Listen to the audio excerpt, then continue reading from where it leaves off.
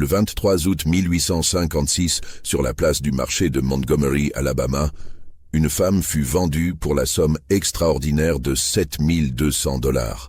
Un prix qui dépassait de loin celui de n'importe quel esclave jamais vendu dans cet État. Les registres officiels ne mentionnent qu'un seul nom, Céleste. Aucun patronyme, aucune origine précise. Et pourtant, dans les semaines qui suivirent cette vente, 3 hommes parmi les plus puissants d'Alabama moururent dans des circonstances étranges. Ce que vous allez entendre maintenant n'est consigné dans aucun livre d'histoire. Mais les archives privées, les lettres brûlées à moitié, les témoignages étouffés racontent une vérité que certaines familles du Sud ont passé des générations à dissimuler. Avant de poursuivre cette histoire, abonnez-vous à cette chaîne. Et dites-moi dans les commentaires de quelle ville vous nous écoutez en ce moment. Maintenant, retournons en Alabama, à une époque où certains secrets valaient plus que la vie elle-même. Au milieu du 19e siècle, l'Alabama représentait le cœur battant de l'économie cotonnière du sud des États-Unis. Les plantations s'étendaient comme des royaumes, certaines comptant plus de 300 âmes asservies, travaillant du lever au coucher du soleil dans les champs de coton blanc. Montgomery, la capitale de l'État depuis 1846, était devenue le centre névralgique du commerce d'esclaves de toute la région. Chaque semaine, sur la place du marché située près de Court Square, des dizaines d'hommes, de femmes et d'enfants étaient exposés, examinés, négociés comme du bétail. La société blanche d'Alabama vivait selon un code strict, non écrit, mais compris par tous. Les grandes familles de planteurs formaient une aristocratie terrienne qui contrôlait non seulement l'économie, mais aussi la politique, la justice et jusqu'aux églises. Ces familles se connaissaient toutes, s'étaient mariées entre elles pendant des générations, créant un réseau d'alliances et de dépendance qui rendait presque impossible de garder un secret. Presque impossible. Car il existait des secrets tellement dangereux qu'ils nécessitaient un silence absolu, maintenu par la peur et par l'intérêt commun.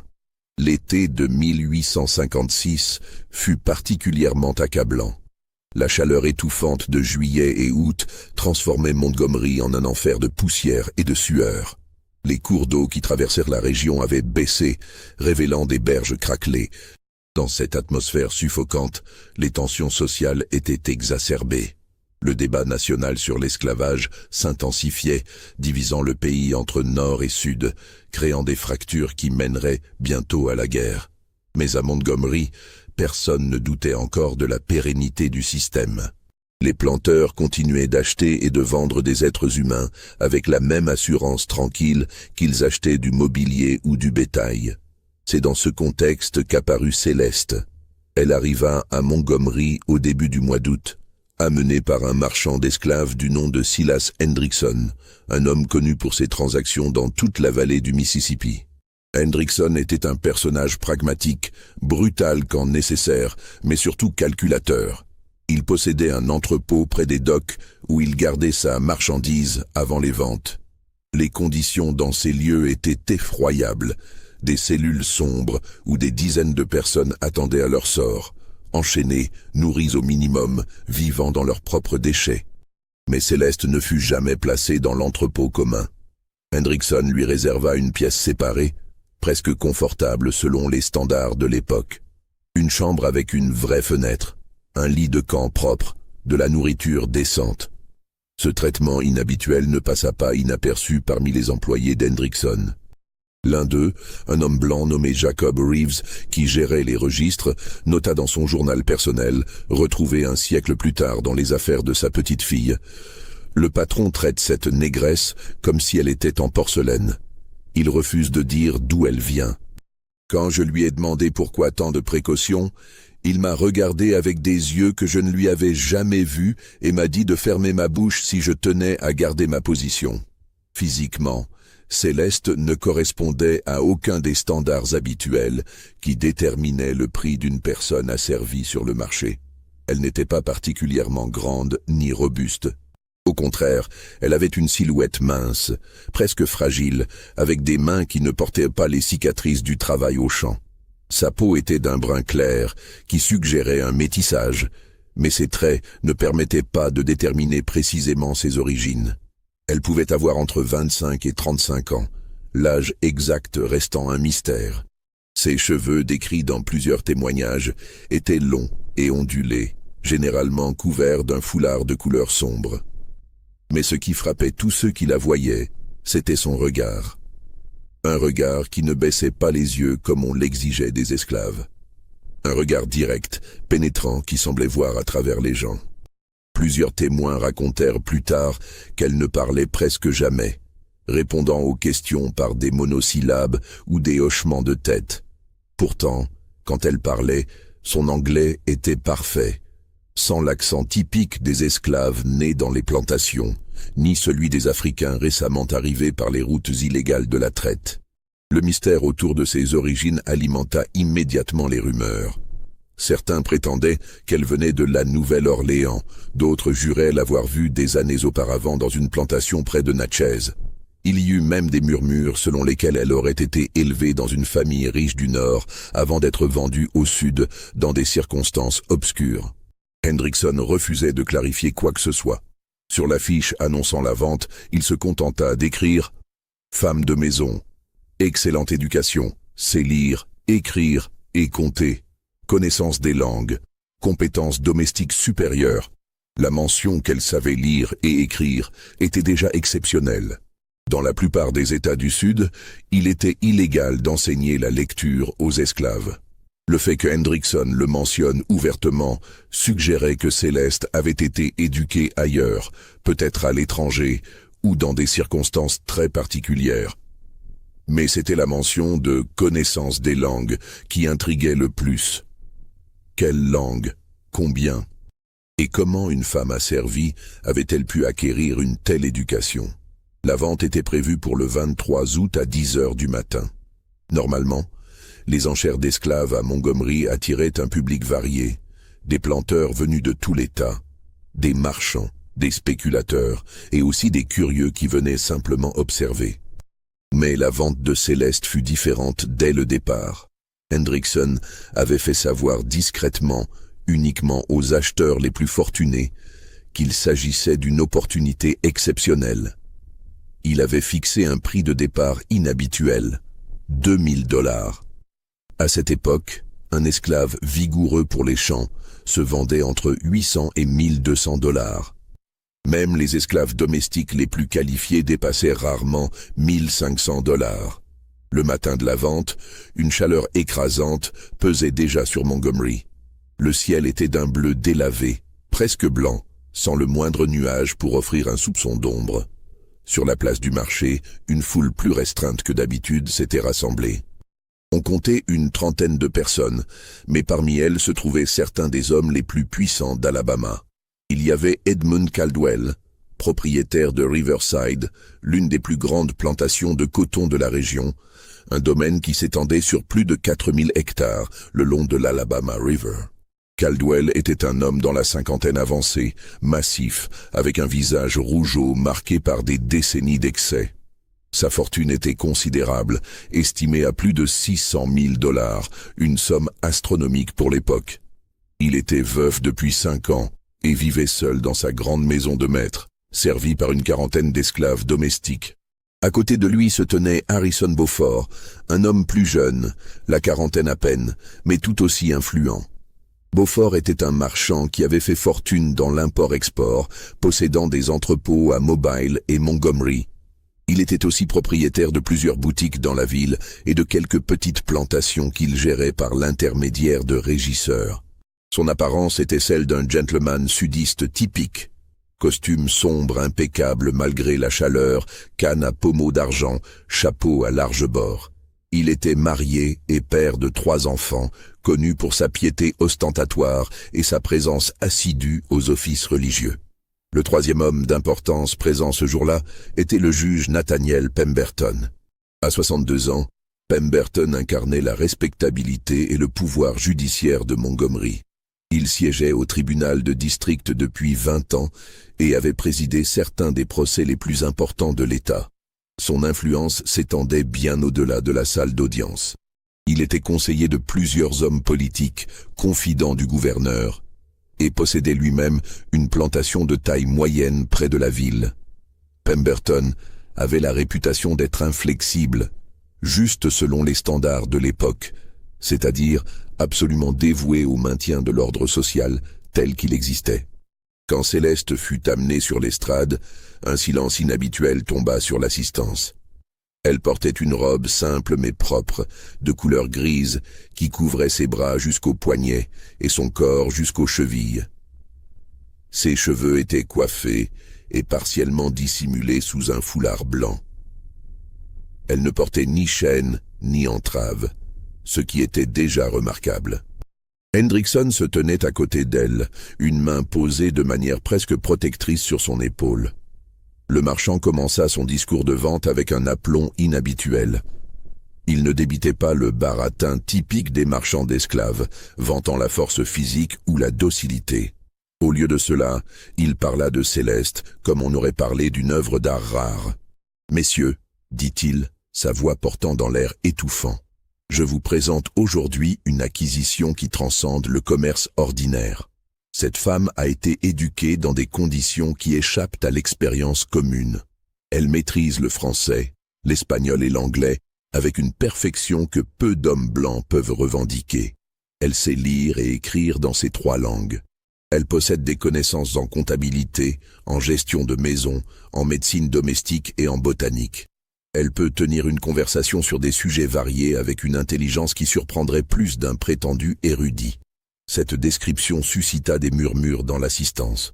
Certains exprimaient du scepticisme, d'autres un intérêt évident. Hendrickson continua. « Je ne révélerai pas les circonstances exactes qui l'ont amenée ici. Ceux qui ont besoin de savoir le sauront.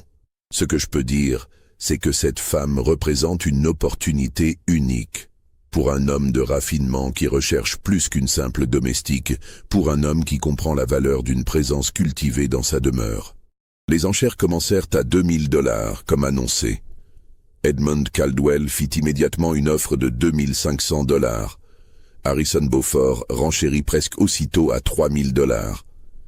Le juge Pemberton, qui jusque-là était resté silencieux, leva sa canne et annonça $3500. Ce qui suivit fut une escalade rapide et féroce. Les 3 hommes se livrèrent un duel d'enchères qui stupéfia tous les présents. Caldwell monta à $4000, Beaufort à 4500, Pemberton à 5000. La foule observait, bouche bée, cette surenchère insensée. Pourquoi ces hommes, qui pouvaient acheter n'importe quel esclave du marché, se battaient-ils ainsi pour cette femme en particulier? Pendant tout ce temps, Céleste restait immobile sur l'estrade. Elle regardait droit devant elle, sans réagir aux montants astronomiques qui étaient criés. Son visage demeurait parfaitement neutre, comme si cette vente la concernait à peine. Mais plusieurs témoins racontèrent plus tard qu'à un moment précis, quand le montant atteignit $6000, elle tourna lentement la tête et regarda successivement les 3 enchérisseurs. Un regard bref, quelques secondes à peine pour chacun, mais suffisant pour que ceux qui l'observaient ressentent un malaise inexplicable. Finalement, ce fut Edmund Caldwell qui remporta la vente. Il offrit $7200, un montant tellement exorbitant que ni Beaufort ni Pemberton n'osèrent aller plus loin. Le juge secoua la tête et s'éloigna sans un mot. Beaufort resta quelques instants, son visage exprimant une contrariété évidente, puis il se détourna également. Caldwell monta sur l'estrade, remit à Hendrickson une lettre de crédit bancaire et prit possession de Céleste comme on prend possession d'un objet précieux. Jacob Reeves, l'employé d'Hendrickson qui tenait les registres, nota dans son journal « J'ai vu le patron échanger quelques mots à voix basse avec Caldwell après la vente. Je n'ai pas pu entendre ce qui se disait, mais l'expression du patron était celle d'un homme qui vient de se débarrasser d'un fardeau. Il semblait soulagé, presque nerveux, ce qui ne lui ressemble pas du tout. Quand il est revenu vers moi pour finaliser les papiers, ses mains tremblaient légèrement. Il m'a dit « Que Dieu lui vienne en aide ». Je ne savais pas s'il parlait de Caldwell ou de la femme. Céleste quitta la place du marché dans la voiture de Caldwell l'après-midi même. Elle ne regarda pas en arrière, ne dit pas un mot. La foule se dispersa lentement, mais les conversations continuèrent pendant des jours. Personne ne comprenait vraiment ce qui s'était passé. Pourquoi un prix si élevé? Qu'est-ce qui rendait cette femme si spéciale? Et surtout, pourquoi 3 des hommes les plus puissants et les plus rationnels d'Alabama avaient-ils perdu tout sens des proportions pour l'acquérir? Dans les semaines qui suivirent, plusieurs personnes tentèrent de poser des questions à Hendrickson. Le marchand refusa de répondre. Il quitta Montgomery dès le lendemain de la vente et ne revint plus jamais dans la ville. Son entrepôt fut vendu 1 mois plus tard à un autre marchand. Quand des connaissances le croisèrent par hasard à Mobile quelques mois après, ils racontèrent qu'il semblait avoir vieilli de 10 ans, que son regard était hanté, qu'il refusait de parler de cette vente. Riverside, la plantation d'Edmund Caldwell, se dressait majestueusement au bord de l'Alabama River, à une vingtaine de kilomètres au sud de Montgomery. La route qui y menait traversait des champs de coton à perte de vue, des rangées interminables de plants qui ondulaient sous le vent chaud comme une mer végétale. La grande maison elle-même incarnait l'opulence sudiste typique de l'époque. Une façade blanche à colonnes grecques, 2 étages, de larges vérandas, des fenêtres immenses pour laisser circuler l'air. Derrière la maison principale s'étendaient les dépendances, les cuisines séparées, les écuries, et plus loin, dissimulés par un rideau d'arbres, les quartiers des esclaves. Caldwell vivait seul dans cette immense demeure depuis la mort de son épouse, Eleanor, emportée par une fièvre en 1851. Le couple n'avait jamais eu d'enfant, et cette absence de descendance constituait la grande tragédie personnelle de Caldwell. Il avait des cousins, des neveux, mais aucun héritier direct.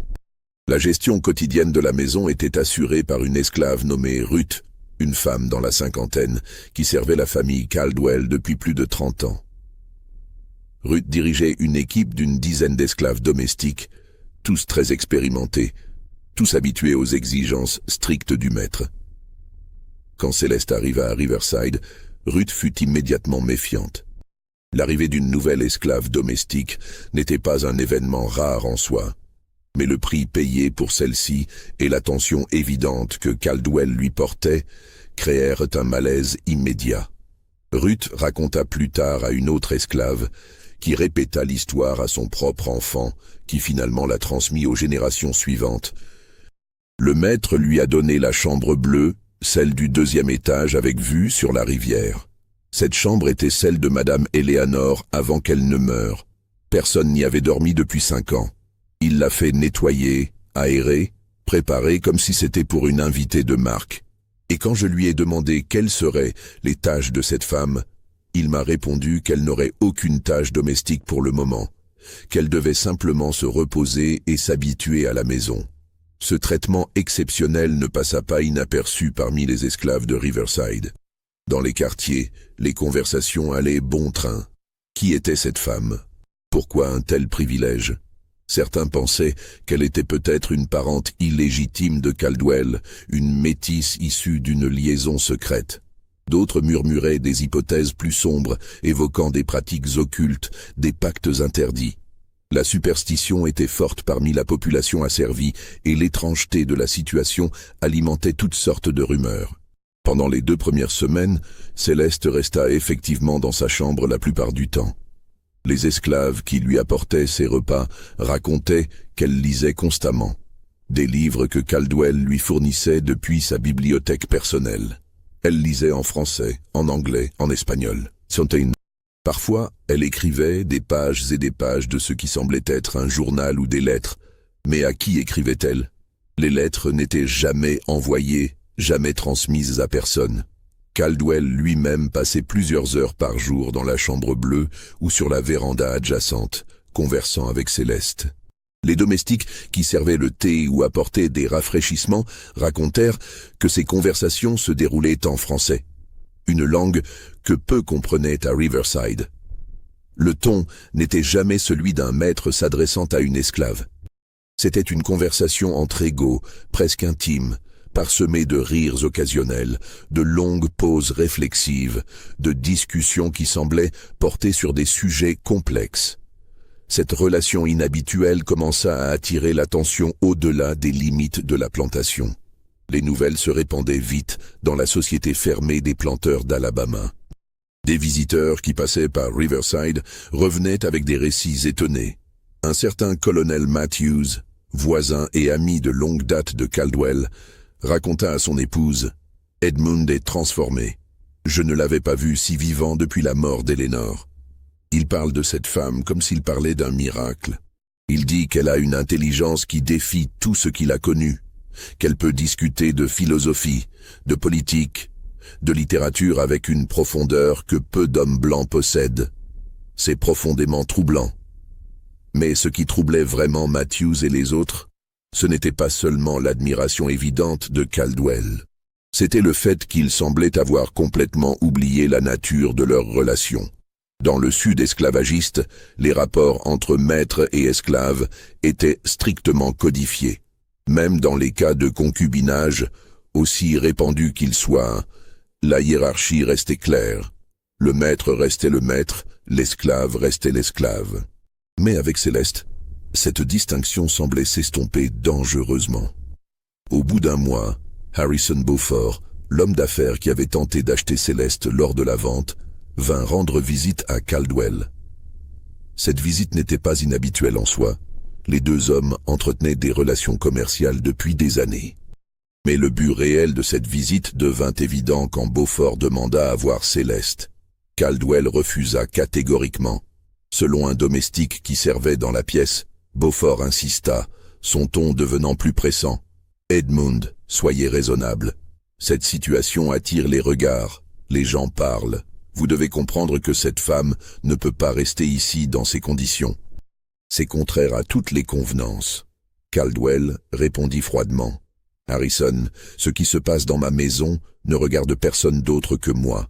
J'ai payé un prix considérable pour cette acquisition, et je la traite comme je l'entends. Si cela dérange certaines personnes, qu'elles gardent leurs opinions pour elles. » La conversation se détériora rapidement. Beaufort quitta Riverside visiblement contrarié, et les deux hommes ne se parlèrent plus pendant plusieurs semaines. Mais l'avertissement de Beaufort n'était pas sans fondement. Dans une société aussi rigide que celle du Sud d'avant-guerre, toute déviation des normes établies était perçue comme une menace. Et Caldwell, par son comportement, représentait une menace non seulement aux conventions sociales, mais aussi de manière plus fondamentale à la structure même du système esclavagiste. Car si un esclave pouvait être traité comme un égal, si un esclave pouvait converser avec son maître en termes cultivés, si un esclave pouvait inspirer l'admiration et le respect, alors toute la justification morale de l'esclavage s'effondrait. Les planteurs du Sud justifiaient le système en prétendant que les Africains et leurs descendants étaient inférieurs, incapables d'éducation supérieure, destinés par nature à servir. Céleste, par sa simple existence et son traitement, remettait en question cette prétendue vérité. C'est dans ce contexte tendu qu'eut lieu le premier incident troublant. Un soir de septembre, environ 6 semaines après l'arrivée de Céleste à Riverside, Edmund Caldwell tomba malade. Il avait dîné seul, comme à son habitude, un repas préparé par les cuisines sous la supervision de Ruth. Vers 9 heures du soir, il commença à ressentir des douleurs abdominales sévères, suivies de vomissements violents et d'une fièvre qui monta rapidement. Les esclaves domestiques alertèrent immédiatement le docteur William Grayson, le médecin de la famille Caldwell, qui vivait à quelques kilomètres de là. Le docteur Grayson arriva vers 10 heures et examina Caldwell. Ses notes médicales, conservées dans les archives familiales, décrivent les symptômes. Douleur abdominale aiguë, vomissements répétés contenant des traces de bile, fièvre de 103 degrés Fahrenheit, sueur abondante, pouls rapide et faible, patient conscient mais en grande détresse. Le diagnostic de Grayson fut celui d'une intoxication alimentaire sévère, probablement causée par de la viande avariée ou de l'eau contaminée. Mais ce qui rendit cet incident particulièrement troublant, ce fut le comportement de Céleste. Quand elle apprit que Caldwell était malade, elle quitta sa chambre et insista pour le soigner elle-même. Le docteur Grayson, surpris, tenta d'abord de l'écarter, mais Céleste démontra immédiatement des connaissances médicales qui le stupéfièrent. Elle examina le patient, posa des questions précises sur ses symptômes, puis prépara une décoction à base d'herbes qu'elle avait elle-même cueillies dans les jardins de la plantation. Grayson raconta plus tard à un confrère: « Cette femme savait exactement ce qu'elle faisait. Elle a utilisé de la menthe poivrée, de la camomille et une plante que je n'ai pas reconnue pour calmer les spasmes intestinaux. Elle a préparé une solution de sel et de sucre pour réhydrater le patient. Elle connaissait les proportions exactes, parlait de l'équilibre des humeurs avec une terminologie médicale que j'aurais attendue d'un médecin formé en Europe. J'étais à la fois impressionné et profondément mal à l'aise. Sous les soins de Céleste, Caldwell se rétablit complètement en 3 jours. Mais l'incident souleva des questions dérangeantes. Comment une femme asservie avait-elle acquis de telles connaissances médicales? Où avait-elle appris ces techniques? Et surtout, comment se faisait-il qu'elle avait été la seule à ne pas manger le dîner ce soir-là?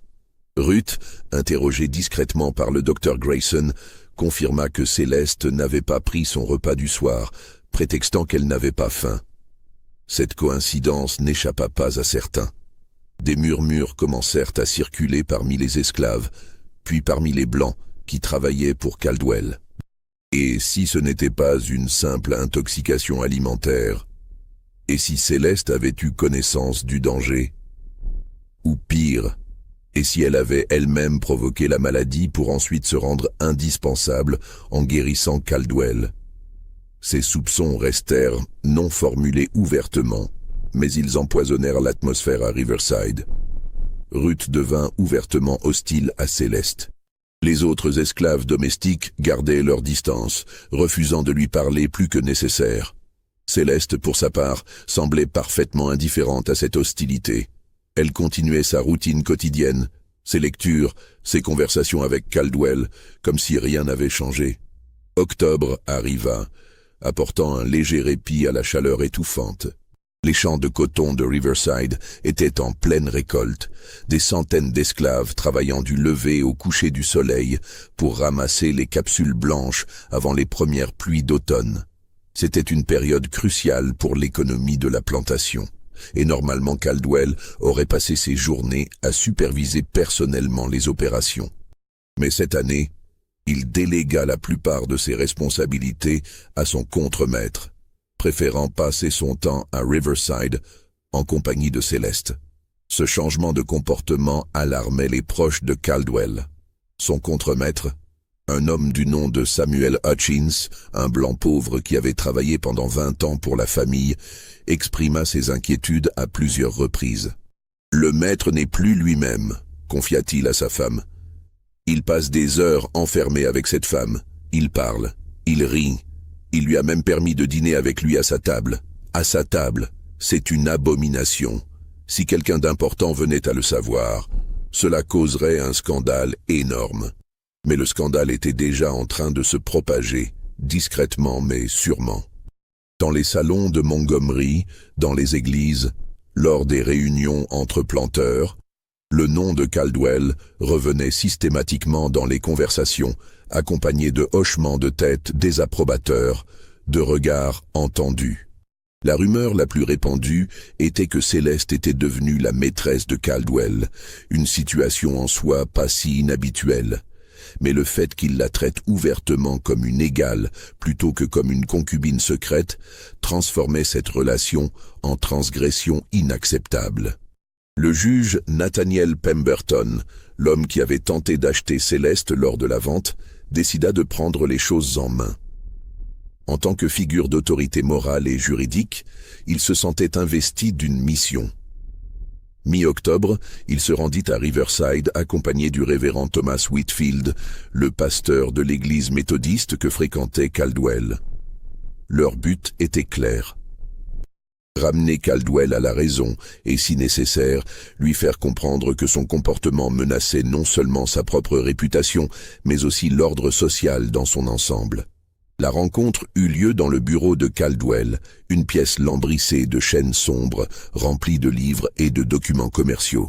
Pemberton ouvrit la discussion avec une gravité calculée. « Edmund, nous sommes venus en amis.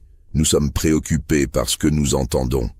Vous comprenez que votre situation actuelle suscite des commentaires et pas des plus favorables. » Caldwell, assis derrière son bureau massif, écouta sans interrompre. Sa réaction fut calme mais ferme. « Nathaniel, Thomas, j'apprécie votre visite, mais je dois vous dire que mes affaires personnelles ne sont sujettes à l'approbation de personne. J'ai agi en conformité avec la loi. J'ai acheté Céleste légalement. Ce que je fais avec ma propriété me regarde. » Le révérend Whitfield intervint, adoptant un ton plus conciliant. « Personne ne remet en question la légalité de la transaction, Edmund. Mais il y a des questions morales, des questions de décence. Cette femme dort dans la chambre qui était celle de votre défunte épouse. Elle mange à votre table. Elle est traitée comme un être humain, compléta Caldwell, une pointe d'ironie dans la voix. Le silence qui suivit fut lourd de signification. Pemberton reprit, son ton se durcissant. « Edmund, prenez garde. Vous marchez sur un terrain dangereux. Cette femme, peu importe son éducation ou ses talents, reste une esclave. Et les esclaves qui oublient leur place peuvent devenir une menace. Nous avons tous entendu parler des révoltes, des complots. Le souvenir de Nat Turner est encore vif dans nos mémoires.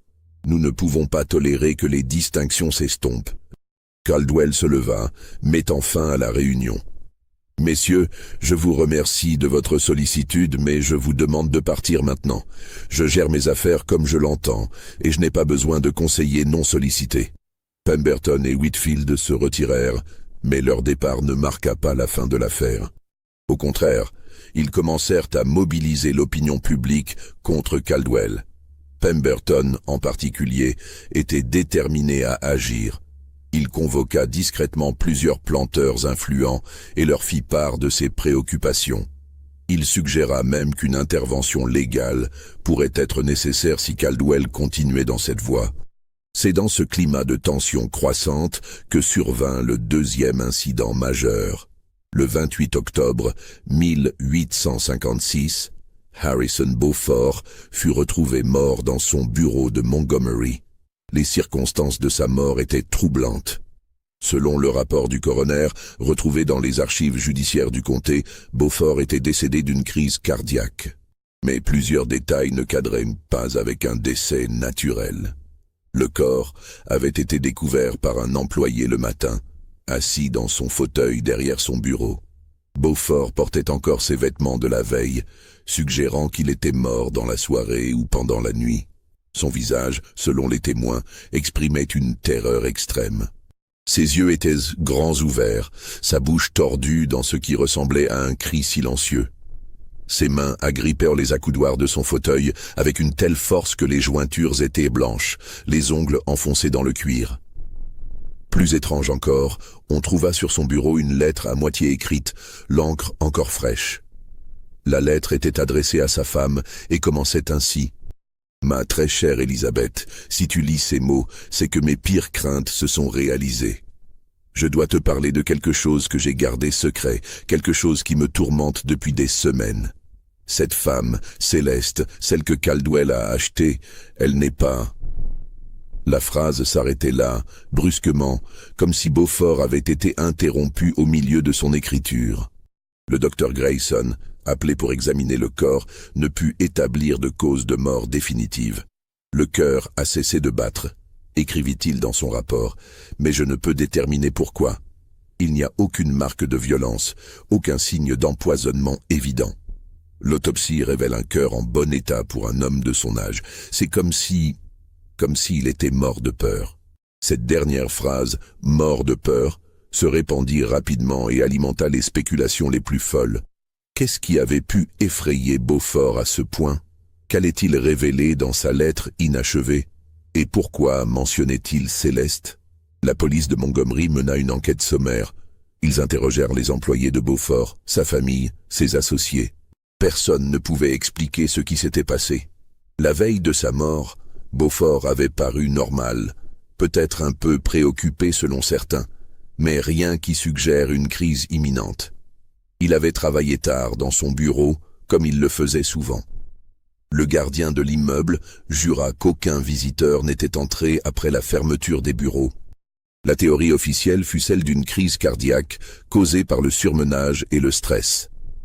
La lettre inachevée fut considérée comme les divagations d'un homme dont l'esprit commençait à défaillir avant sa mort. Cette explication satisfit la plupart des gens, mais pas tous. Le juge Pemberton, en particulier, refusa de l'accepter. Il connaissait Beaufort depuis 30 ans. Il savait que cet homme ne s'effrayait pas facilement, qu'il n'était pas du genre à être superstitieux ou à paniquer sans raison. Pemberton fit ce que la police n'avait pas fait. Il chercha à comprendre ce que Beaufort savait sur Céleste.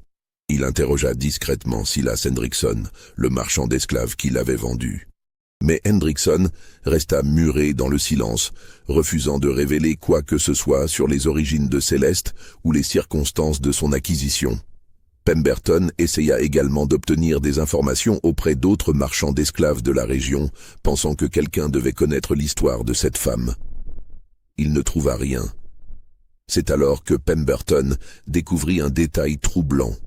En fouillant dans les papiers personnels de Beaufort, avec la permission de sa veuve, il tomba sur un journal intime que Beaufort tenait depuis des années. Les dernières entrées, datées des semaines précédant sa mort, révélaient une obsession croissante pour Céleste. Beaufort avait noté « Je l'ai vu aujourd'hui en ville, accompagnant Caldwell lors d'une course. Nos regards se sont croisés. Dans ses yeux, j'ai vu... quoi? De la reconnaissance, de l'amusement, ou quelque chose de plus sombre. Elle sait. J'en suis certain maintenant. Elle sait pourquoi j'ai voulu l'acheter. » Cette entrée datait du 10 octobre. Quelques jours plus tard, Beaufort avait écrit « J'ai pris une décision. Je dois parler à Edmund. Je dois lui dire ce qu'elle est vraiment. C'est trop dangereux de la laisser dans cette position. Mais comment lui expliquer sans me trahir moi-même ?» Et enfin, le 27 octobre, la veille de sa mort, j'ai reçu un message aujourd'hui. Un simple billet, sans signature. Il disait « Le silence est une vertu que les hommes sages cultivent. » Comment sait-elle que j'envisageais de parler? Comment a-t-elle su où m'envoyer ce message? Je ne dors plus. Je sens constamment un regard sur moi. Si cette histoire vous donne la chair de poule, mettez un pouce et dites-moi dans les commentaires ce que vous pensez qu'il va se passer. Qui est vraiment Céleste? Et maintenant, découvrons la suite de ce mystère glaçant. La mort de Harrison Beaufort plongea Montgomery dans un malaise diffus. Officiellement, personne n'établissait de lien entre cette mort et Céleste. Officieusement, les murmures se multipliaient. Le juge Pemberton, en possession du journal de Beaufort, se trouvait face à un dilemme. S'il révélait le contenu de ces entrées, il susciterait une panique collective et peut-être une enquête qui dépasserait le cadre d'une simple mort naturelle. Mais s'il gardait le silence, il permettait potentiellement à une situation dangereuse de se poursuivre. Pemberton choisit une voie médiane. Il décida de confronter directement Caldwell, mais cette fois avec les preuves du journal de Beaufort. Le 5 novembre, il se rendit de nouveau à Riverside, sans prévenir, en milieu d'après-midi.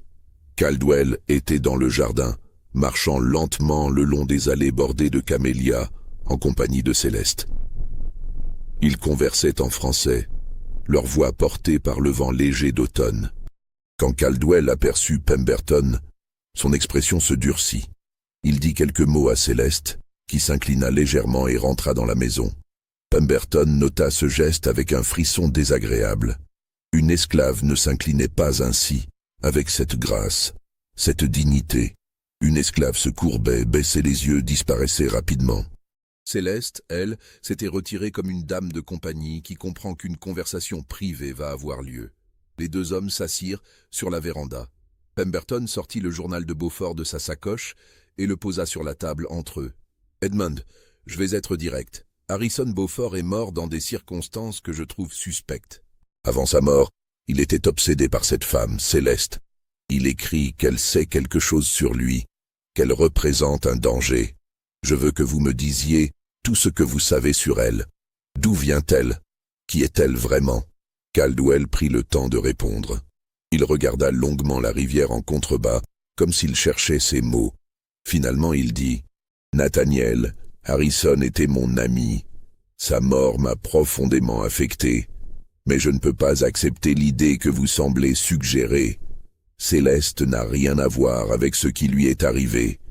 Elle n'a jamais quitté cette plantation depuis qu'elle est arrivée. Comment aurait-elle pu influencer les événements à Montgomery? Ce n'est pas ce que je suggère, répondit Pemberton. Mais Harrison savait quelque chose sur elle. Il écrit qu'elle n'est pas ce qu'elle semble être. Il avait l'intention de vous en parler, et il est mort avant de pouvoir le faire. Que pensez-vous qu'elle soit? Demanda Caldwell, un sourire étrange aux lèvres. Une sorcière, une démone. Nathaniel, vous êtes un homme de loi, pas un prédicateur superstitieux. Je ne sais pas ce qu'elle est, admit Pemberton, mais je sais qu'il y a un secret. Hendrickson a refusé de révéler ses origines. Harrison et moi, nous avons tous deux essayé de l'acheter, prêts à payer des sommes folles. Pourquoi? Qu'est-ce qui nous a poussés à cela? Caldwell se pencha en avant, son regard devenant intense. Vous voulez savoir la vérité? Très bien. Je vais vous dire ce que Hendrickson m'a confié le jour de la vente. Céleste vient de la Nouvelle-Orléans. Elle appartenait à une famille française très riche, les Desormeaux, des créoles qui possédaient des plantations de sucre en Louisiane. Elle n'était pas une esclave ordinaire. Elle était ce qu'on appelle une placée, une concubine éduquée, entretenue comme une épouse en tout sauf le nom. Édouard Desormeaux, le patriarche de la famille, l'avait fait éduquer en France, à Paris, dans des institutions réservées normalement aux filles de la bourgeoisie. Elle a étudié les langues, les sciences, la littérature. Quand elle est revenue en Louisiane, elle était plus cultivée que la plupart des Blancs de la Nouvelle-Orléans. Pourquoi a-t-elle été vendue alors? Demanda Pemberton. Édouard Desormeaux est mort il y a 2 ans. Sa famille légitime, ses enfants blancs, ont découvert qu'il avait fait un testament qui laissait une part considérable de sa fortune à Céleste. Ils ont contesté le testament devant les tribunaux. Légalement, une esclave ne peut pas hériter. Le testament fut annulé, et Céleste fut vendue pour payer les frais juridiques et pour la punir, je suppose, d'avoir osé aspirer à une position qui ne lui revenait pas. Ce récit correspondait aux pratiques de l'époque. À la Nouvelle-Orléans, le plaçage était une institution semi-officielle, tolérée bien qu'illégale selon la lettre de la loi. Des hommes riches, souvent créoles, entretenaient des relations durables avec des femmes de couleur libres ou esclaves, allant jusqu'à leur acheter des maisons, à éduquer leurs enfants métis, à les traiter avec une respectabilité qui défiait les normes du reste du Sud. Mais cette tolérance avait ses limites. Et quand ces arrangements devenaient trop visibles ou menaçaient les intérêts des familles blanches légitimes, ils étaient brutalement terminés. Si c'est vrai, dit Pemberton lentement, cela explique son éducation. Mais cela n'explique pas pourquoi Harrison était terrorisé. Cela n'explique pas ces messages qu'il prétend avoir reçus. Harrison était un homme superstitieux, répondit Caldwell. Il croyait aux présages, aux malédictions. Il m'avait raconté une fois qu'une voyante vaudou lui avait prédit qu'une femme de couleur causerait sa perte. Quand il a vu Céleste à la vente, quelque chose l'a troublé profondément. Peut-être a-t-il vu dans son regard la confirmation de cette prophétie. L'esprit humain est capable de se créer ses propres terreurs, Nathaniel. Harrison s'est fait peur à lui-même. Cette explication était rationnelle, plausible même. Mais Pemberton sentait qu'elle ne couvrait pas toute la vérité. Il insista. « Et vous, Edmund, pourquoi avez-vous payé 7200 $ pour elle? Ce n'était pas simplement pour acquérir une domestique éduquée. Vous pouviez engager une gouvernante blanche pour une fraction de ce prix. » Caldwell hésita avant de répondre. Et pour la première fois, Pemberton vit une fissure dans sa façade assurée. « J'ai acheté Céleste parce que je ne pouvais pas faire autrement. Quand je l'ai vue sur cette estrade, quand nos regards se sont croisés, j'ai senti, comment dire, une reconnaissance. Comme si je la connaissais depuis toujours. Comme si elle détenait la réponse à une question que je n'avais jamais formulée. Je sais que cela semble fou, mais c'est la vérité. Et maintenant que vous la connaissez, demanda Pemberton, a-t-elle répondu à cette question? Chaque jour que je passe avec elle, répondit Caldwell. Je découvre des profondeurs que je n'imaginais pas. Elle a une intelligence qui me fascine, une perception du monde qui remet en question tout ce que j'ai toujours cru. Elle m'a fait réaliser que notre système entier, cette civilisation que nous défendons, repose sur un mensonge fondamental. Nous prétendons que les Noirs sont inférieurs, incapables d'élévation intellectuelle. Mais Céleste prouve le contraire de manière indéniable. Ces paroles constituaient presque une hérésie dans le contexte de l'Alabama de 1856. Pemberton sentit un frisson le parcourir. « Edmund, prenez garde à ce que vous dites. De telles opinions, exprimées publiquement, pourraient vous coûter cher. Vous pourriez être accusé d'abolitionnisme, de trahison envers le Sud. »« Je me fiche de ces accusations, » répliqua Caldwell avec une véhémence inhabituelle. « J'ai passé ma vie entière à accepter des conventions que je n'ai jamais questionnées. J'ai possédé des centaines d'êtres humains, je les ai travaillés jusqu'à l'épuisement. J'ai séparé des familles pour mon profit. Et je l'ai fait en me disant que c'était l'ordre naturel des choses. Céleste m'a ouvert les yeux. Elle m'a montré l'horreur de ce que nous sommes. » Pemberton se leva, profondément troublé. « Edmund, vous êtes en train de vous perdre. Cette femme exerce sur vous une influence dangereuse. Je vous en supplie, pour votre propre bien, éloignez-la de vous. Vendez-la à quelqu'un d'autre, envoyez-la loin d'ici. »« Jamais, » dit Caldwell avec une fermeté absolue. « Céleste restera ici aussi longtemps qu'elle le souhaitera. » Cette dernière phrase résonna étrangement aux oreilles de Pemberton. Aussi longtemps qu'elle le souhaitera. Depuis quand un esclave décidait-il de son propre destin? Mais il ne releva pas. Il comprit que toute argumentation serait vaine. Caldwell était perdu, complètement sous l'emprise de cette femme énigmatique. En quittant Riverside, Pemberton prit une décision. Il ne pouvait pas laisser la situation continuer. Il devait agir, mais avec prudence. Il commença par consulter discrètement d'autres juges, d'autres figures d'autorité. Il leur exposa la situation en omettant les détails les plus troublants du journal de Beaufort, mais en insistant sur le danger que représentait le comportement de Caldwell pour l'ordre social. La plupart l'écoutèrent avec sympathie, mais refusèrent de s'engager. Caldwell était un homme trop puissant, trop riche pour être attaqué ouvertement sans preuve solide d'un crime. Et traiter bien son esclave, aussi inhabituel que ce soit, n'était pas un crime. Certains suggérèrent même que l'obsession de Pemberton pour cette affaire frisait le ridicule. « Nathaniel, » lui dit un collègue juge, « vous vous préoccupez trop de cette histoire. Laissez Caldwell vivre comme il l'entend. S'il veut gâter une esclave, c'est son droit. Concentrez-vous sur des affaires plus importantes. » Mais Pemberton ne pouvait pas laisser tomber. Il était convaincu qu'un danger réel existait, même s'il ne pouvait pas le définir précisément. Il continua ses investigations discrètes. Il envoya des lettres à la Nouvelle-Orléans, cherchant à vérifier l'histoire que Caldwell lui avait racontée sur les origines de Céleste. Il interrogea des marchands d'esclaves, des avocats, des notaires. Il cherchait le moindre indice qui pourrait éclairer le mystère. Les réponses qu'il reçut furent décevantes. Personne, à la Nouvelle-Orléans, ne connaissait de famille des Ormeaux correspondant à la description de Caldwell. Certains marchands avaient entendu parler d'une femme métisse exceptionnellement éduquée qui avait été vendue dans des circonstances mystérieuses, mais les détails variaient selon les sources. Un marchand affirma qu'elle venait de Mobile, un autre jura qu'elle avait été amenée de Charleston. Un troisième prétendit qu'elle était née en Haïti et avait été éduquée en France avant d'arriver aux États-Unis. Ces contradictions ne faisaient qu'épaissir le mystère. Il semblait que personne ne connaissait vraiment la véritable histoire de Céleste. Soit elle avait été délibérément entourée de fausses informations, soit son passé était si complexe et si obscur qu'il était impossible de le retracer.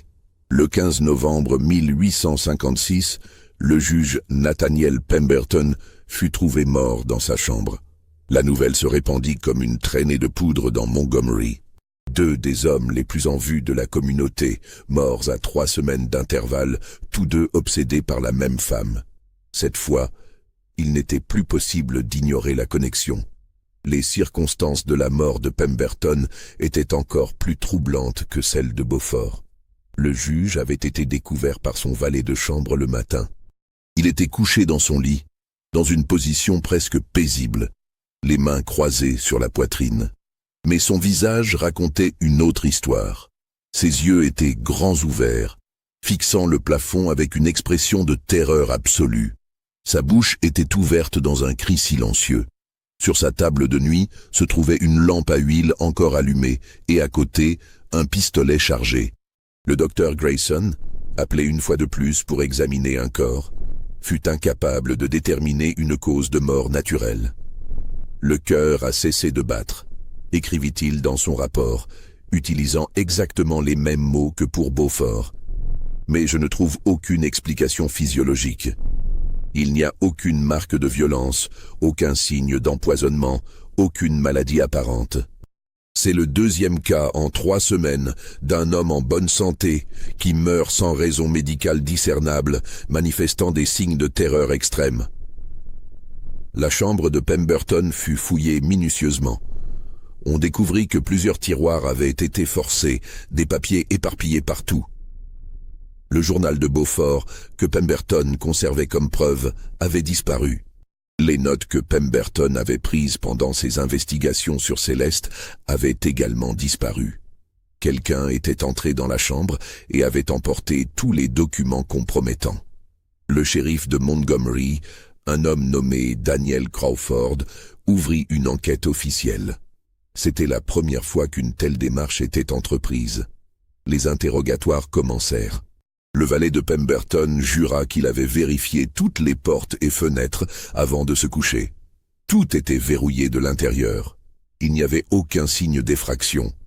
Comment l'intruse était-il entré? Comment était-il reparti? La théorie qui émergea progressivement fut celle d'un complice dans la maison. Quelqu'un qui avait accès aux clés, qui connaissait les habitudes de Pemberton, qui pouvait entrer et sortir sans éveiller les soupçons. Les esclaves domestiques de Pemberton furent interrogés pendant des heures, parfois avec des méthodes brutales. Aucun n'avoua quoi que ce soit. Tous jurèrent qu'ils n'avaient rien vu, rien entendu d'inhabituel cette nuit-là. C'est alors qu'un détail troublant émergea. Une esclave nommée Sarah, qui travaillait comme cuisinière dans la maison Pemberton depuis 10 ans, révéla sous la pression qu'elle avait vu quelque chose d'étrange quelques jours avant la mort du juge. « J'étais dans le jardin », raconta-t-elle, sa voix tremblante, en train de cueillir des herbes pour la cuisine. C'était le soir, juste après le coucher du soleil. J'ai vu une silhouette près de la clôture, du côté qui donne sur la rue. C'était une femme, je crois, vêtue d'une cape sombre. Elle restait immobile, regardant vers la maison. Je ne pouvais pas voir son visage, mais j'ai senti quelque chose de mauvais. J'ai eu peur et je suis rentré rapidement dans la cuisine. « Avez-vous reconnu cette femme ?» demanda le shérif. Sarah hésita longuement avant de répondre « Non, monsieur. Mais j'ai entendu des gens parler d'une femme qui habite chez monsieur Caldwell, une femme qui aurait des pouvoirs étranges. Je me suis demandé si c'était elle. » Ce témoignage, bien que vague et incertain, suffit à orienter les soupçons vers Céleste. Le shérif Crawford décida qu'il devait interroger cette femme personnellement. Le 17 novembre, il se rendit à Riverside accompagné de 2 adjoints. Caldwell les reçut avec une froideur évidente. Quand Crawford expliqua le but de sa visite, Caldwell refusa catégoriquement de laisser interroger Céleste. « Elle n'a rien à voir avec ces morts », déclara Caldwell. Elle n'a pas quitté cette propriété depuis son arrivée. Vous n'avez aucune preuve, aucun motif légitime pour la déranger. Monsieur Caldwell, répondit Crawford, 2 hommes sont morts dans des circonstances mystérieuses. Les 2 étaient en conflit avec vous à propos de cette femme. J'ai l'obligation d'enquêter. En conflit avec moi? Répéta Caldwell, sa voix montant. C'est absurde. Harrison était mon ami. Nathaniel était une connaissance de longue date. Je n'avais aucune raison de leur vouloir du mal. Je ne vous accuse de rien, dit Crawford prudemment. Mais je dois parler à Céleste. Si elle n'a rien à cacher, cet interrogatoire ne posera aucun problème. Caldwell finit par céder à contre-cœur. Céleste fut amenée dans le bureau où les hommes attendaient. Elle entra calmement, sans montrer le moindre signe de nervosité ou de peur. Elle portait une robe simple de couleur grise. Ses cheveux étaient coiffés avec soin, et son regard, ce regard qui avait tant troublé ceux qui l'avaient croisée, balaya la pièce avec une assurance tranquille. Crawford commença son interrogatoire en demandant à Céleste de raconter son histoire. D'où venait-elle? Quelle était son histoire avant d'arriver à Montgomery? Céleste répondit calmement, dans un anglais parfait sans la moindre trace d'accent régional. Je suis né en Louisiane, dans une plantation près de la Nouvelle-Orléans. Ma mère était esclave, mon père était le propriétaire de la plantation.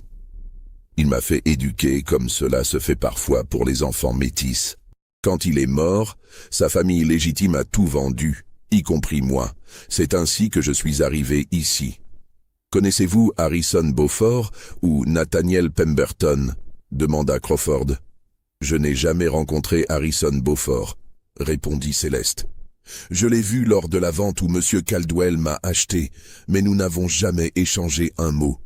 Quant au juge Pemberton, je l'ai croisé 2 fois quand il est venu rendre visite à M. Caldwell. Nous n'avons jamais conversé. Une esclave dans la maison Pemberton prétend vous avoir vu près de sa propriété quelques jours avant sa mort. Céleste sourit légèrement, un sourire qui ne contenait aucune chaleur. C'est impossible, shérif. Comme M. Caldwell vous l'a dit, je n'ai pas quitté Riverside depuis mon arrivée. Tous les esclaves de cette plantation peuvent en témoigner. Peut-être cette femme a-t-elle vu quelqu'un d'autre et a-t-elle confondu dans sa mémoire? Crawford posa encore plusieurs questions, cherchant à trouver une contradiction dans le récit de Céleste. Il n'en trouva aucune. Ses réponses étaient cohérentes, calmes, raisonnables. Après 1 heure d'interrogatoire, il dut admettre qu'il n'avait aucune base pour la retenir ou l'accuser. Il quitta Riverside frustré, convaincu qu'il y avait un mystère mais incapable de le percer. Dans les jours qui suivirent, la tension à Montgomery atteignit un point de rupture. Les rumeurs les plus folles circulaient. Certains parlaient de malédiction vaudou, d'autres de poison lent et indétectable. Des prédicateurs montaient en chair pour dénoncer les dangers de l'orgueil et de la transgression des lois divines. Des foules se rassemblaient dans les rues, discutant avec animation de cette affaire qui captivait toute la région. Un groupe de planteurs, mené par le colonel Matthews, décida de prendre les choses en main. Ils se rendirent chez le gouverneur de l'État et exigèrent une action. Cette situation menace l'ordre public, argumentèrent-ils. Edmond Caldwell abrite une femme dangereuse. Elle doit être retirée de sa garde et vendue ailleurs, hors de l'État si nécessaire. Le gouverneur, un homme politique pragmatique nommé John Winston, était réticent à intervenir dans ce qui restait essentiellement une affaire privée. Mais la pression publique devenait trop forte. Il convoqua Caldwell à Montgomery pour une réunion. Caldwell refusa de se déplacer. Winston, face à cette défiance, envisagea d'envoyer la milice d'État pour forcer la question. C'est dans ce contexte explosif que survint l'événement qui changea tout. Le 23 novembre, exactement 3 mois après la vente de Céleste, Edmond Caldwell organisa un dîner à Riverside. Il invita une 30aine de personnes, l'élite sociale et politique de Montgomery. Cette invitation surprit tout le monde.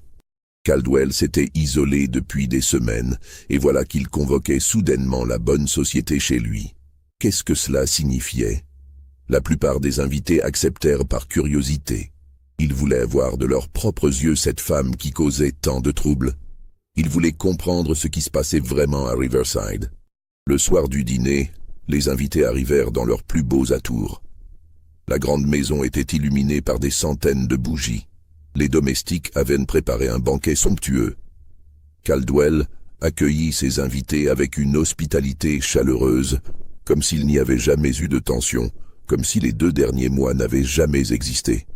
Quand tous furent installés dans la grande salle à manger, Caldwell se leva pour porter un toast. « Mes amis, dit-il, sa voix forte portant dans le silence attentif, je vous ai invités ce soir, parce que je dois partager avec vous une décision importante. Ces derniers mois ont été une période de transformation pour moi. J'ai été forcé de confronter des vérités que j'avais ignorées toute ma vie. Et je suis arrivé à une conclusion qui va en surprendre beaucoup. Il fit une pause, laissant le suspense monter. Puis il continua.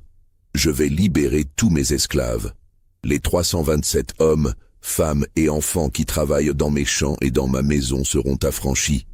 Je vais diviser ma terre en parcelles et leur en donner une partie. Ceux qui voudront rester pourront le faire en tant qu'employés libres, payés pour leur travail. Les autres seront libres de partir avec mon aide financière pour commencer une nouvelle vie. Un silence de mort tomba sur l'assemblée. Personne ne bougeait, ne parlait. Les visages exprimaient l'incrédulité, le choc, l'horreur même. Libérer tous ces esclaves, c'était impensable. C'était une trahison envers le Sud entier. Caldwell ne s'arrêta pas là. Et il y a plus. Je vais épouser Céleste. Je sais que légalement, ce mariage ne sera pas reconnu dans cet état. Mais nous le ferons devant Dieu et notre conscience. Puis nous quitterons l'Alabama pour aller vivre dans le Nord, dans un état libre où notre union sera respectée. Ces mots provoquèrent une explosion. Plusieurs invités se levèrent d'un bond, criant leur indignation. Le colonel Matthews pointa un doigt accusateur vers Caldwell. « Vous avez perdu la raison. Cette femme vous a ensorcelé. Vous ne pouvez pas faire cela. » Mais Caldwell resta calme. « Ma décision est prise. Les papiers d'affranchissement sont déjà préparés. Ils seront déposés chez le notaire demain matin. » C'est alors que Céleste entra dans la salle à manger. Elle était vêtue d'une robe magnifique, bordeaux foncé, qui aurait été digne d'une dame de la haute société. Ses cheveux étaient coiffés avec élégance, ornés de perles. Elle s'avança vers Caldwell et se tint à ses côtés. Son regard balaya l'assemblée, et dans ce regard, plusieurs témoins racontèrent plus tard avoir vu quelque chose qui les glaça jusqu'aux os. Ce n'était pas de la peur, ni de la soumission, c'était de la victoire. Un triomphe silencieux, mais absolu. Le dîner se termina dans le chaos. La plupart des invités partirent immédiatement, certains sans même prendre congé. Dans les voitures qui retournaient vers Montgomery, les conversations étaient enflammées. « Il doit être arrêté », disaient certains. « C'est une insulte à tout ce que nous représentons », criaient d'autres. « Cette femme doit être brûlée comme sorcière », murmuraient les plus superstitieux. Le lendemain matin, 24 novembre 1856, Edmund Caldwell ne se réveilla pas. Il fut découvert mort dans son lit, dans la même position paisible que le juge Pemberton, avec la même expression de terreur figée sur son visage. À côté de lui, les papiers d'affranchissement étaient étalés sur le lit, non signés. Céleste avait disparu. Quand les domestiques entrèrent dans sa chambre, elle n'y était pas. Toutes ses affaires étaient parties. Il n'y avait aucune trace de son départ, aucun indice sur la direction qu'elle avait prise. C'était comme si elle s'était évaporée dans l'air. La réaction fut immédiate et violente. Le shérif Crawford forma un groupe de recherche. Des patrouilles fouillèrent toute la région. Des avis de recherche furent diffusés dans tous les États du Sud. Céleste était décrite comme une fugitive dangereuse, probablement meurtrière. Une récompense de $1000 fut offerte pour sa capture. Mais Céleste ne fut jamais retrouvée. Pendant des semaines, des mois, des années, des rapports arrivaient de différents endroits. Quelqu'un l'avait vue à Mobile. Un autre jurait l'avoir croisée à Charleston. Un marchand prétendait qu'elle était montée sur un bateau pour l'Europe. Aucun de ces rapports ne put être vérifié. Les 3 morts ne furent jamais élucidés. Le docteur Grayson, dans un dernier rapport médical, écrivit « J'ai examiné 3 hommes en parfaite santé qui sont morts sans cause physiologique apparente. Ils sont tous morts avec des expressions de terreur absolue. Je ne peux offrir aucune explication scientifique. Si je devais spéculer, je dirais que ces hommes sont morts de peur pure. Mais qu'est-ce qui a causé cette peur reste un mystère complet. Riverside fut vendu par les créanciers de Caldwell. Les esclaves furent dispersés, vendus à différents propriétaires à travers l'Alabama et les États voisins. La grande maison changea de main plusieurs fois au cours des décennies suivantes. Plusieurs des propriétaires successifs rapportèrent des phénomènes étranges.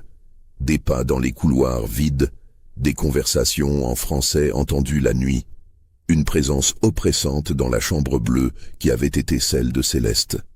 Dans les années qui suivirent, des enquêteurs amateurs tentèrent de reconstituer l'histoire de Céleste. Ils découvrirent des fragments troublants.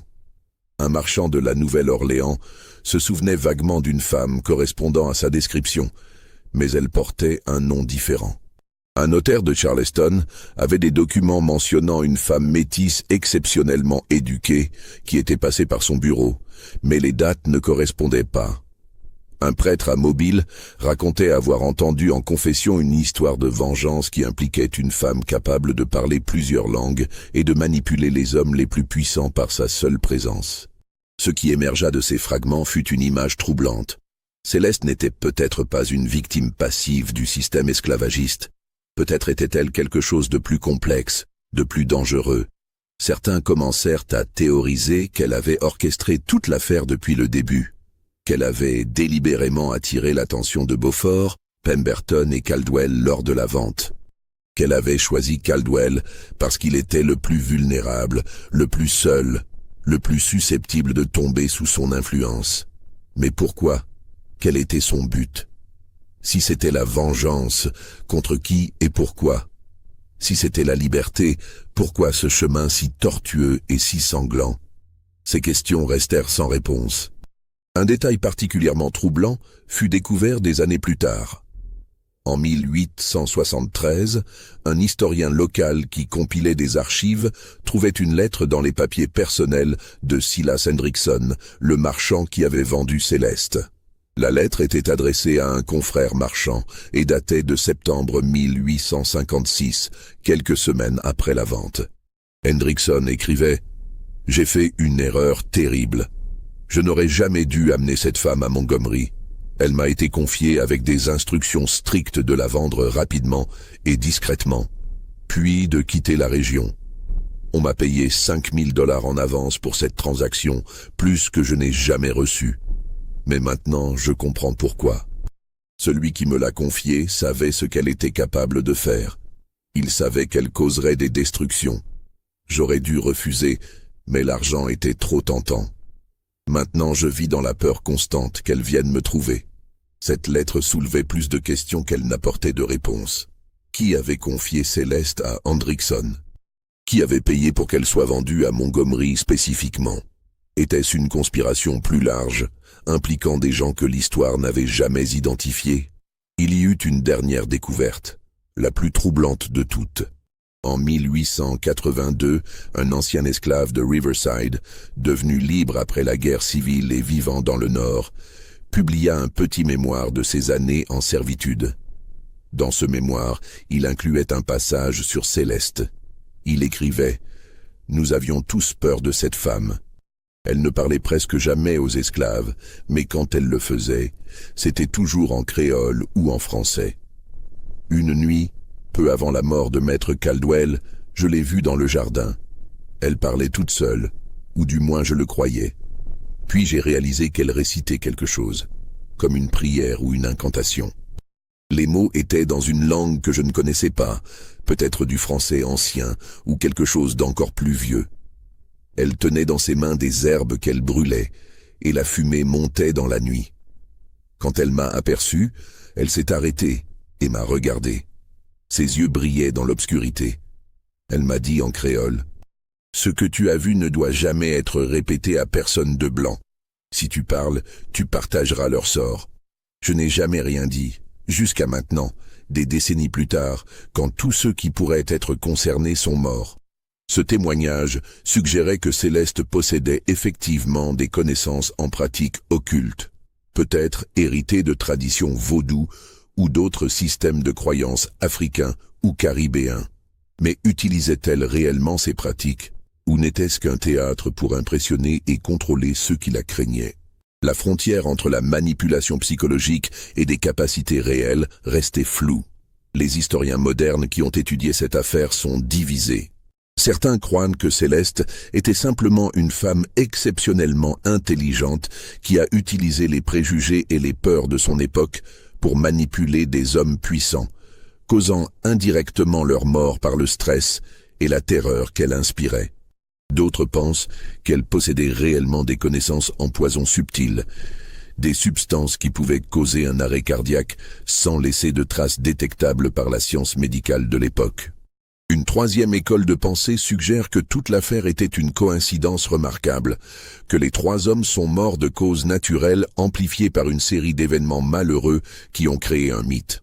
Ce qui est indéniable, c'est l'impact qu'eut cette affaire sur Montgomery et l'Alabama en général. Dans les années qui précédèrent la guerre civile, l'histoire de Céleste devint un avertissement murmuré dans les plantations. Les maîtres devinrent plus méfiants envers les esclaves trop éduqués, trop intelligents. Les lois contre l'éducation des esclaves furent appliquées plus strictement. Le cas de Céleste fut utilisé comme justification pour renforcer le contrôle et la répression. Ironiquement, certains abolitionnistes du Nord s'emparèrent également de l'histoire, mais dans un sens différent. Ils la présentèrent comme la preuve que les esclaves étaient capables d'intelligence et de résistance, qu'ils n'étaient pas les êtres soumis et résignés que dépeignait la propagande sudiste. Céleste devint pour eux une figure de résistance, une héroïne qui avait tenu tête au pouvoir blanc et avait gagné, au moins temporairement. La vérité, comme souvent, se trouve probablement quelque part entre ces interprétations extrêmes. Céleste était une femme réelle, avec ses propres motivations, ses propres douleurs, ses propres objectifs. Le système esclavagiste l'avait traitée comme une propriété, mais elle avait refusé cette définition. Elle s'était créé un espace de pouvoir dans un monde qui cherchait à la réduire au néant. Et dans ce processus, elle avait laissé derrière elle un mystère qui perdure encore aujourd'hui. Le dernier document connu concernant Céleste date de 1912, plus de 50 ans après les événements de Montgomery. Une vieille femme vivant à Paris écrivit une lettre à un journal américain spécialisé dans l'histoire du Sud. Elle affirmait avoir connu Céleste, ou du moins une femme qui correspondait à sa description. Cette femme vivait à Paris sous un nom français, Céleste Dufour, et était respectée comme guérisseuse et sage-femme dans un quartier populaire.